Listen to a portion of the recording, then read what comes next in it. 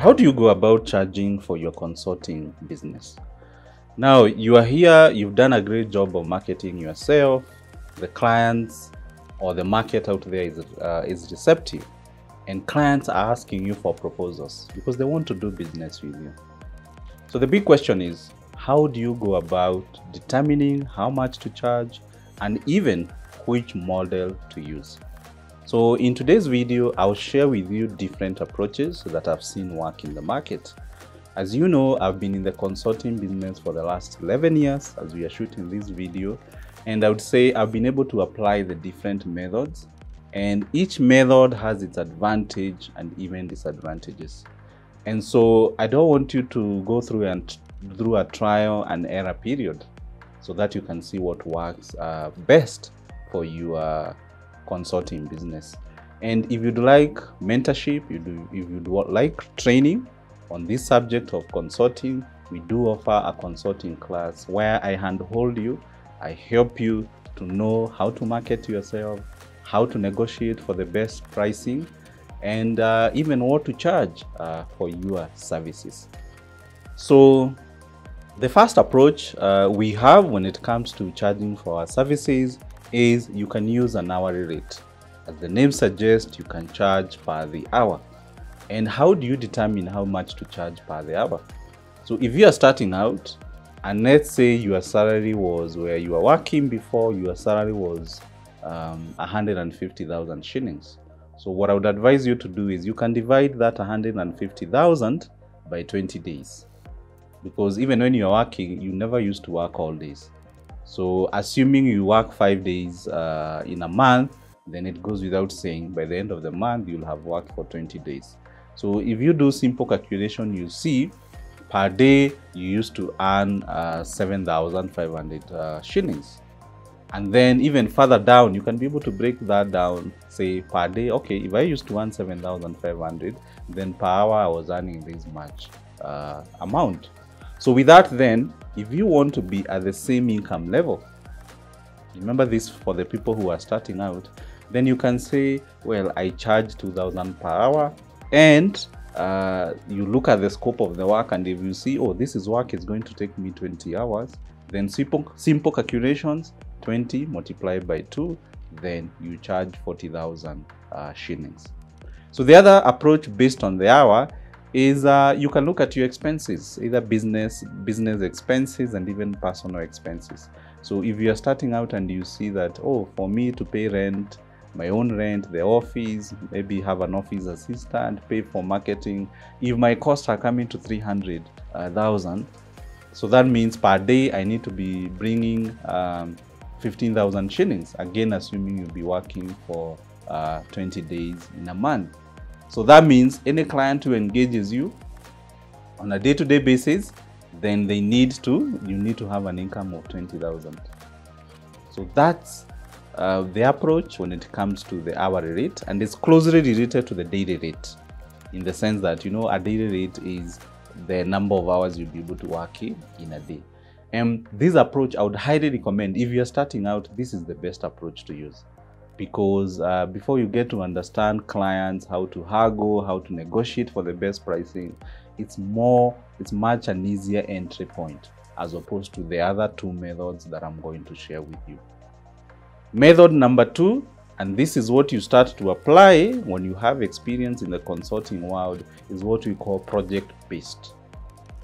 So project-based is you look at the deliverables and you say, if I'm going to do this HR consultancy for you, which includes coming up with job description, coming up with templates for employment contracts, coming up with a HR policy, based on my previous experience, I know this roughly takes 2 months. So what you do then, you charge based on that. So you tell a client, based on my experience, I know this will take a minimum of 2 months, maximum of 3 months. So pay me as a project. So there you can say, I'll charge you 400,000 shillings. But with project costing, you have to be very careful. And careful in the sense that you should be able to charge an installment or deposit. Then make sure you have milestones in the project. such that you don't only get a deposit and then the client, you wait until you are done with the project and then you start chasing payments and such kind of things. So what I've seen work with project costing is where we agree on an installment, then we also agree on milestone. So we agree, okay, Paminas, we are going to pay you 20% deposit. Then after you are done this, we are going to pay another 10% deposit. When you get the report, you are going to pay a draft report, you are going to pay you another 20%, such that by the time you are done, they paid 80%, and what is remaining is only 20%.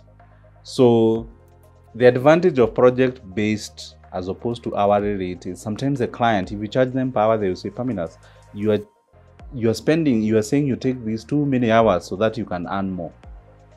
As opposed to project is where the client knows the deliverables, and if they can be able to pay you, if they can be able to afford, and if you've been able to sell yourself very well, then you find there's not much argument as opposed to the hourly rate. So the more you get experience in consultancy, then you move from the hourly rate to the project costing. And closely related to project costing is where you can be hired on a retainer. So you agree, Paminas, we are hiring you as a HR consultant, or we are hiring you as a financial consultant, and every month we'll be paying you 20,000 shillings. So that is a retainer. And then, as you can see, you look at the nature of the work, the deliverables, and say, is this retainer adequate for me? For example, here at Corporate Staffing Services, there are clients who we support them with their HR function. So we become their HR. So the retainer is based on the number of times the client wants to see us at their premises. So if this client only wants us to visit their company once a week, you cannot compare with someone who wants you to be. They cannot pay the same rate as someone who wants us to visit their institution thrice a week. Now, when you graduate from the hourly rate to the project costing, the last one, and this is where we should all aspire to be, is what I call the value-based approach. So this is normally only 10% of consultants are able to charge this. And this depends on the skills that you have and the reputation that you have in the market. Because what do I mean when I say value-based approach? Value-based approach, as opposed to now project where you are charging on what you're able to deliver, or hourly rate where you charge by the hour, value-based approach is what value are you bringing to the client, both tangible and intangible. For example, a good case is you are a lawyer, because even lawyers are in the consulting business, they're in the service business, and you have a client who's been accused of murder. So look at what you are saving them from. Are you going to charge them per hour, or are you going to charge them per project? I'm sure if this individual is going to court and they need the best legal defense, they're not going to negotiate. So they are looking at the value this person is bringing and saying, wow, if I hire Wainaina as my lawyer, as opposed to this other lawyer, I'm more likely not to be convicted. So with that in mind, I'm more willing to pay Wainaina 20 million as opposed to this other lawyer who doesn't have experience, who doesn't have reputation, and so they just ask for 500,000 shillings. And that is why, I don't know whether you've noticed, still using the example of lawyers, there's this famous lawyer, Cliff Ombeta. How come? All criminal cases, you see these individuals going to him. Why? Because he's been able to establish a name for himself, and you know, if you're being represented by him, then chances of you getting the best defense are really high. And that is why I'm sure he doesn't charge cheap. He doesn't come cheap. So even us here in HR, as you can see, we have a name in the market, and the way we charge right now is not what we charged when we were starting up. So I've had instances where I meet a client and we tell them, yes, you have two options. You can hire a HR assistant or a HR officer, and they don't have as much experience as we have in HR. And if you have hires, well, we are probably going to charge you more, but we have more experience, and so you'll be getting premium service. So as I said, before you establish yourself, before you have a name in the market, it might be a little bit of a challenge for you to use value-based approach. So look at it as a process, look at it as a journey. Start with the hourly rate, go then to the project, and finally apply the value-based approach. So there you have it. One of the reasons you decided to go into business, into consultancy is to increase your earning potential. I believe with the right pricing strategy, you can be able to achieve this goal.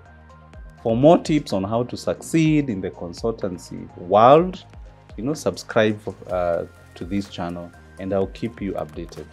Thank you for watching. It's been nice having you.